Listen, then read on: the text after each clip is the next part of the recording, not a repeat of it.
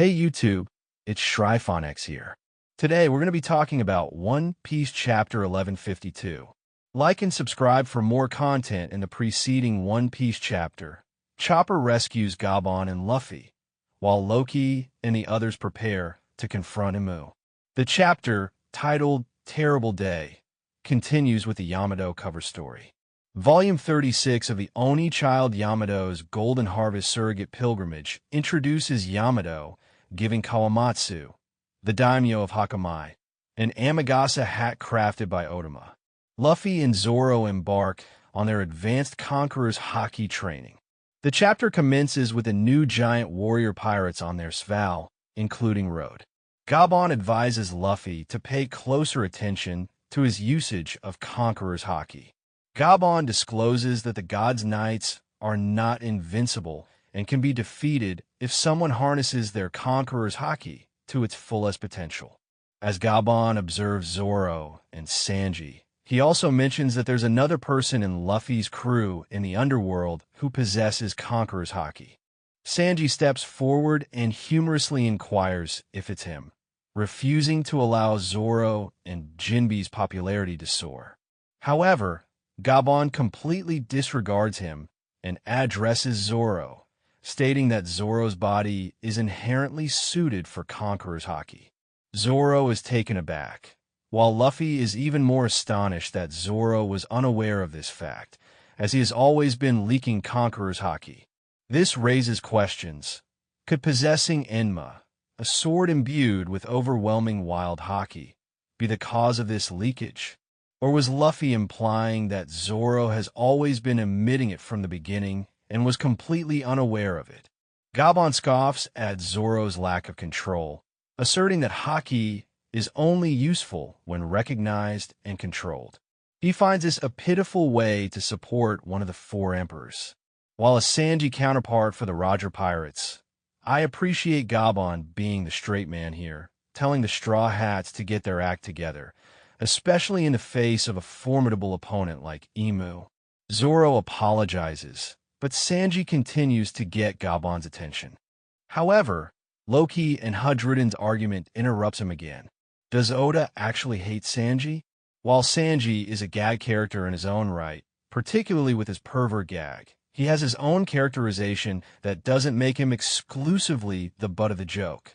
Although Luffy doesn't notice any Conqueror's Haki in Sanji, this doesn't rule out the possibility of Sanji acquiring Conqueror's Haki in the near future, especially considering Gaban's words about recognizing it. This might be one of anime's quickest training montages, as there's little time left before Imu conquers all of Elbaf. By the time the Underworld gang finishes, they will face an Elbaf completely surrounded by Imu's demon giants. Will Loki become the final Straw Hat? Hudruden refuses to free Loki, who argues that Hudruden is disgraceful for letting outsiders save his homeland and asserts that he alone is enough. Meanwhile, Hudruden accuses Loki of being a traitor, suggesting that Loki might side with the world government, a possibility Hudruden implies he already did on the day they lost their father, Harald. Before the argument could escalate, Luffy surprises Loki, offering him a spot on his crew. He promises to release Loki if he joins the Straw Hats. However, Zoro and Sanji express their concerns about Loki's size and his voracious appetite. Some have already depicted Loki occupying a significant portion of the main deck of the Thousand Sunny. Hudruden acknowledges Luffy's ability to discern trustworthiness through instinct, but hesitates to accept it due to his own experiences with his violent younger brother. While Luffy is generally right, his judgment is not always perfect. For instance, his kindness towards others, such as during Whiskey Peak, was exploited, leading to a fight with Zoro. Loki declines Luffy's offer, asserting that he doesn't follow anyone. This hints at Loki's own possession of Conqueror's Haki, similar to Luffy's. Zoro and Sanji decide to head to the Sun World to investigate the situation, meaning they will be the vanguard before Luffy, as the Sun God, Nika, emerges from the underworld to save Elbaf. We may witness some exciting Sanji and Zoro action, reminiscent of their collaboration in Wano. Sanji's potential match is Saint Shepherd Summers, given their shared themes of love. Meanwhile, Zoro will face the unmasked Saint Raimo Shifu Killingham, another instance of Zoro's reputation as a dragon slayer. We have already theorized that Loki will join the Straw Hats as early as Chapter 1142. What I am afraid of, Luffy doesn't move mountains just for anyone, even subtly using his position as the Fleet Admiral of the Straw Hat Grand Fleet. This was an expected development for Loki, another conqueror to join the fleet of Joy Boy, especially with the presence of an ancient giant warrior in the Harley mural in Chapter 1138. The Harley. As for the logistics, perhaps Frankie can find a way, or Sval will be Loki's place to stay. If Loki did eat Elbaf's legendary devil fruit, he will need to stay on something afloat while traveling by water. The truth of Harald's death revealed Gaban tells Hadrudin to free Loki from his only chain. Hadrudin is surprised that Gaban himself would agree with Luffy's crazy idea, as he still sees his brother as the man who murdered 113 soldiers and the king, their father. After much quiet, Gaban decides now is the time to tell the truth about the death of King Harald. Gaban was there for the events of that day, but did not see everything.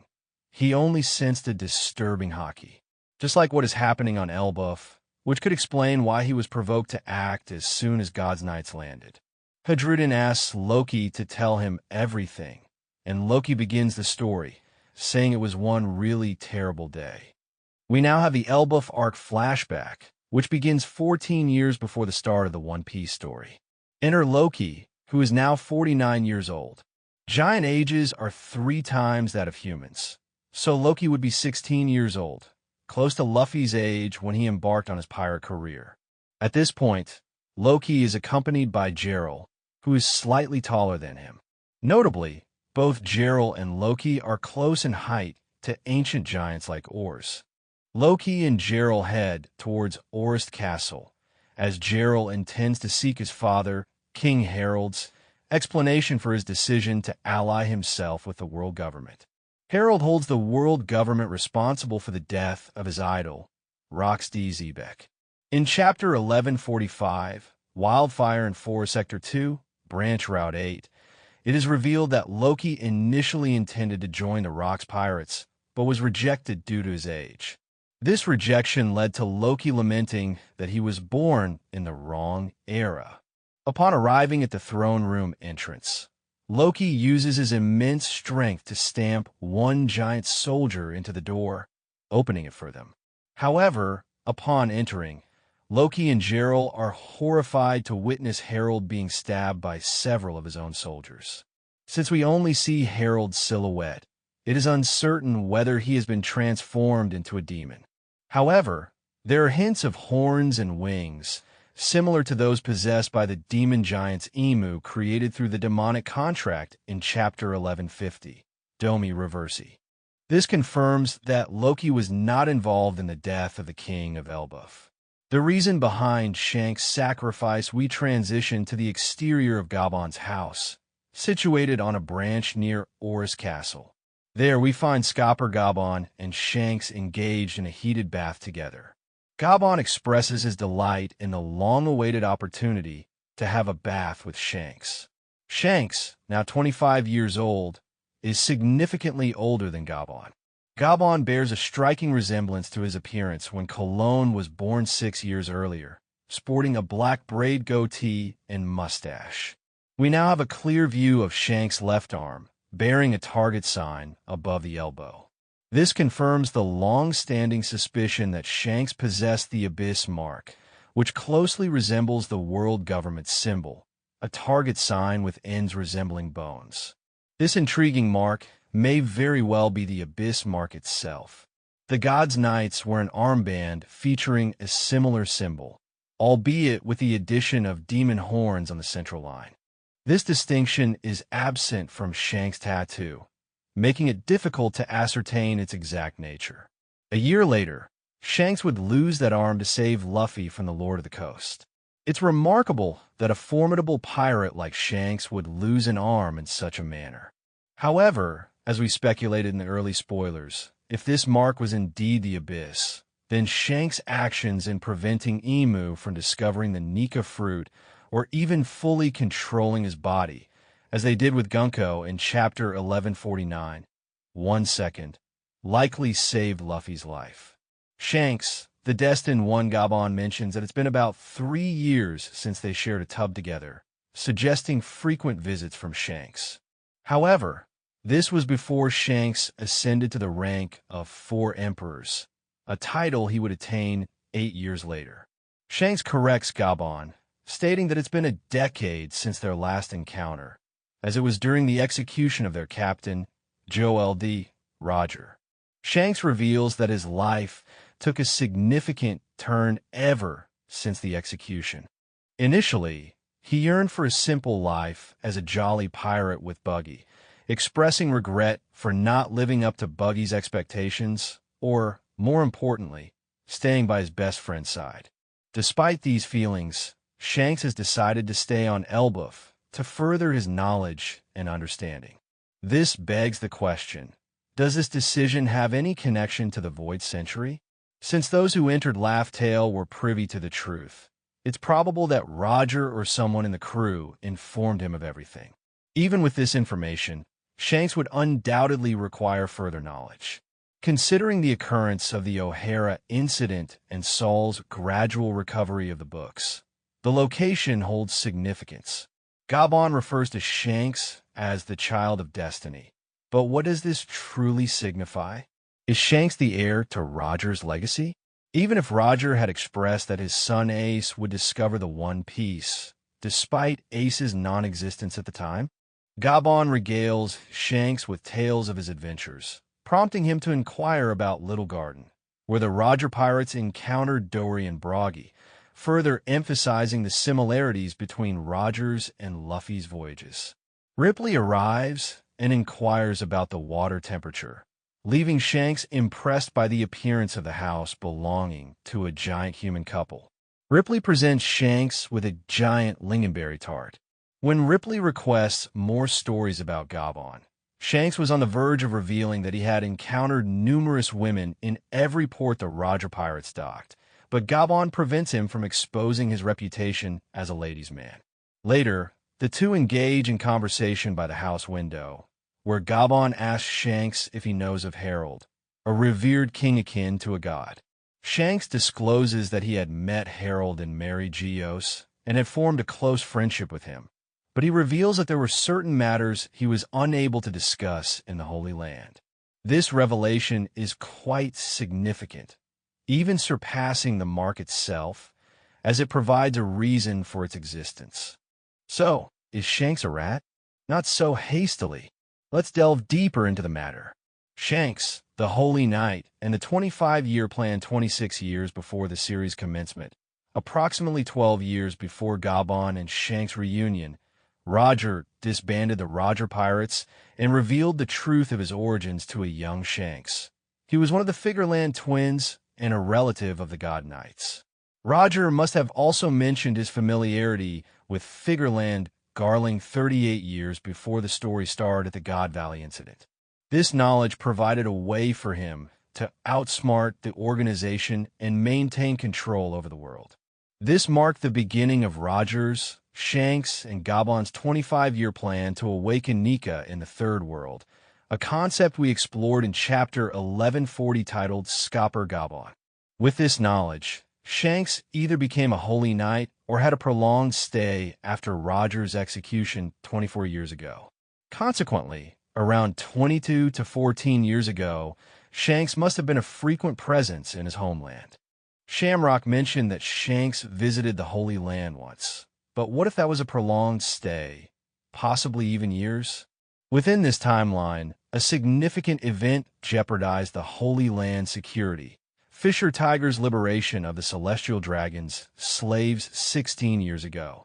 Could Shanks have been involved in a similar manner as Admiral Fujitora assisted during the Revolutionary Army's raid on Mary Geos during the Levely Arc? This explanation would also account for Shanks' visit to Gaban and Elbaf at that time. He went there to warn Harald about something crucial without raising suspicion among Emu, the five elders, and the gods' knights. This information might involve concurrent events. As the two ex-crewmates were conversing, it appears that during the assassination attempt, someone attempted to steal the chest containing Elbaf's legendary devil fruit. If the giant soldiers killed Harald in this manner, they might have been possessed by Emu, the gods' knights, or some other power. There's also a possibility that CP9 was involved, as Who's Who and his CP9 unit were responsible for transporting the Gumo. Nomi, all the events are eerily similar to the Elbaf arc. It's likely that this was a response to Shanks' actions, sending someone to retrieve the devil fruit before it could be used by Harald or Shanks.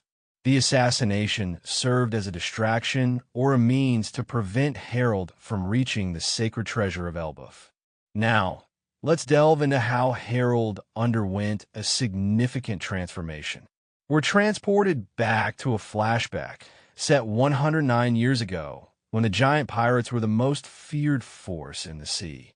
The great Eirik chases a ship in the ocean with a much younger Dori, Bragi, Oimo, and Kashi. However, another giant ship has already docked at a human kingdom.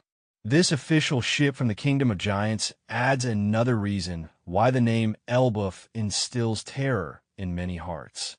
We witness a younger Harald, who resembles Loki as he strikes down a castle. He uses another giant's body as a distraction, as the latter is peeking through the window, searching for a beautiful princess from this kingdom. This causes the king and princess to cry in fear. King Harald, a young man of 45 years, who is actually 15 in human age, has recently ascended the throne and is known for his harsh and cruel nature. Given that King Harald's past was similar to Loki's, a warmonger, it's evident that he will undergo a profound transformation. He will become a pacifist, even if it means aligning himself with One Piece's most notorious regime. Thank you for watching this video. Please like and subscribe for more content. ShryphonX out.